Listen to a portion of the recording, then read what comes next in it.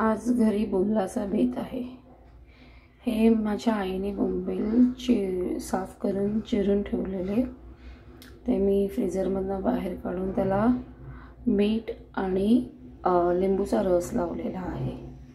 आम्ही बोंबलाला कोकम वापरत नाही, लिंबूच्या रसाने ते खूप छान कुरकुरीत होतात आणि पांढरे शुभ्र दिसतात। हे बघा, हे असं त्याला पाणी सुटते, ते पाणी पूर्णपणे निथळून घ्यायचं आहे, एकदम कोरडे करायचे आहेत बोंबील। हे बोंबलातलं मी पाणी काढून टाकलेलं आहे आणि आता मी एक एक हे हाताने असं पिळून घेते। हे बघा, असा कोरडा करायचा आहे। पहिली माझी आई आहे ना, हे बोंबील पाट्याखाली वरवंटा आणि पाटा असायचा ना, त्याच्या खाली हे ठेवून द्यायची, म्हणजे त्याच्यातलं सगळं पाणी निघून जायचं। पण आता घरात पाटा वरवंटा नाही राहिलेला आहे, तर मी हे अशा पद्धतीने नाजूक हाताने पण एकदम घट्ट असे पिळून घेते, जेणेकरून ते तुटत नाही। हे खूप नाजूक असतात। हे बघा, हे एवढं बोंबलातलं पाणी निघालं आहे आणि त्याच्यावर हे एवढं बोंबलातलं पाणी निघालेलं आहे आणि हे इथे मी पिळून बोंबील टाकले। आता ह्याच्यात मी थोडं मीठ आणि मी मसाला वाटलेला आहे, ओलं वाटप, ते मी ह्याला टाकणार आणि मॅरिनेट करून घेणार आहे। हे वाटप करून घेतलेले आहे। ह्यात मी कोथिंबीर, 4-5 मिरच्या, हिरव्या मिरच्या ज्या तिखट असतात त्या, 2 इंच आलं आणि एक पूर्ण छोट्या लसणाचा पूर्ण कांदा घेतलेला आहे। आणि हे वाटण मी खूप कमी पाण्यामध्ये वाटते, जेणेकरून बोंबलामध्ये जास्त पाणी जाऊ नये म्हणून।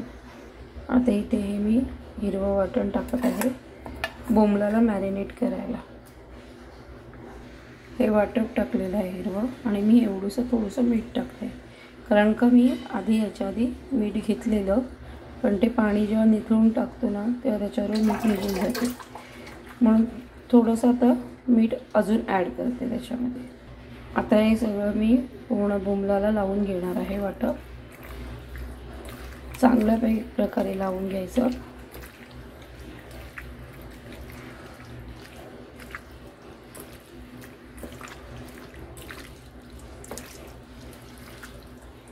अजूनही पाणी सुटायला लागलं, तुम्ही बघू शकता। हे बघा, पण आता काही पाणी काढून टाकायचं नाही बोंबलातलं, नाहीतर आपण हा सगळा जो मसाला लावला आहे तो निघून जाईल बोंबलातला। हे चांगले असे मॅरिनेट करून ठेवायचे बोंबील। यात थोडीशी हळद जाईल, आवडीनुसार तुमच्या, जेवढा तुम्हाला तिखटपणा लागतं तेवढा मसाला घ्या।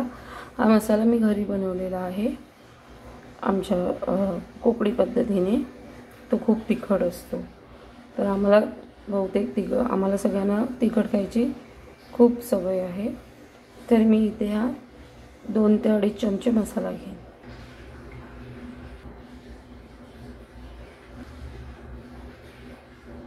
अडीच चमचे मसाला टाक। आता हे परत पूर्णपणे मिक्स करून घ्यायचं, जेणेकरून प्रत्येक बोंबलाला मसाला लागला पाहिजे। तुम्ही पाहू शकता पूर्ण बोंबलाला मसाला लागलेला आहे। आतून हे बाहेरची बाजू आहे आणि यातली बाजू आहे। हे मी एक मोठ्या बोंबलांचे 2 तुकडे केलेले आहे, तुम्ही अख्खेही बोंबील ठेवू शकता।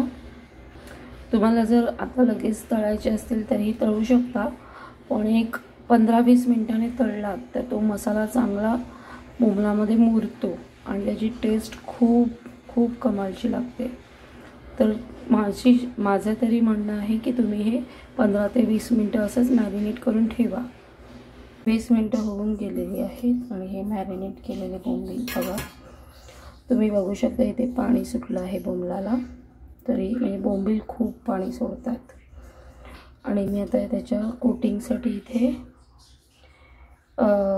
हे पिठाचं साहित्य करून ठेवलं आहे। तांदळाचं पीठ, थोडंसं बारीक रवा, चवीपुरतं मीठ आणि मसाला. आता हे सगळं मिक्स करून घेणार आहे. हे अशा प्रकारे सगळं एकजीव करून घ्यायचं आणि मग बोंबील असा घेऊन त्याच्यात थोडासा प्रेस करायचा आणि हे वरतून थोडं हलक्या हाताने दाबायचं, जेणेकरून ते तांदळाचं पीठ त्याला पूर्णपणे लागेल. पॅन आहे हा, तो मी तेल टाकून तापत ठेवलेला मंद आचेवर. जास्त मोठा करू नये, नाहीतर बोंबील पटकन चिकटतात. तर मी बोंबील इथे ग्रिल पॅनवर टाकत आहे.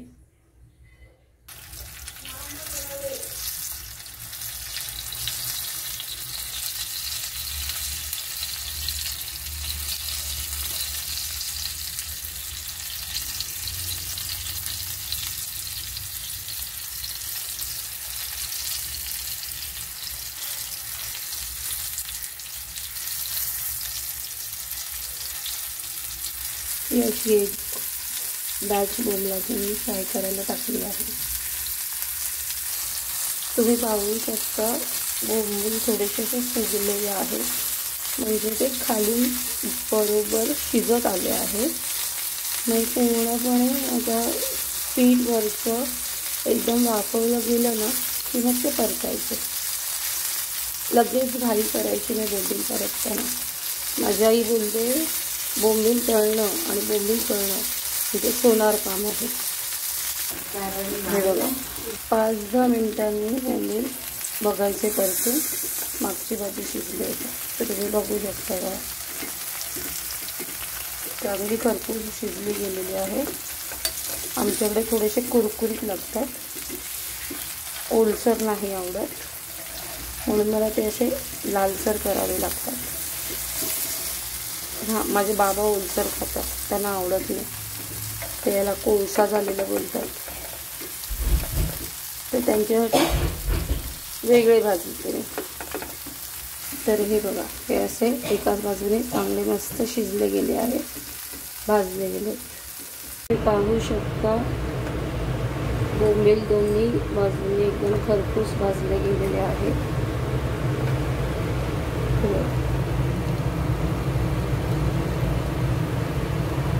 एकदा काही ते शिजले ना की मंद आचेवर थोडा वेळ ठेवून द्यायचे, म्हणजे ते दोन्ही बाजूने एकदम मस्त कुरकुरीत होतात आणि आतमधून सॉफ्ट राहतात, मऊ एकदम. हे पहा, आपले कुरकुरीत एकदम खमंग असे बोंबील तयार झाले आहे. मग येत आहे ना खायला बोंबील फ्राय.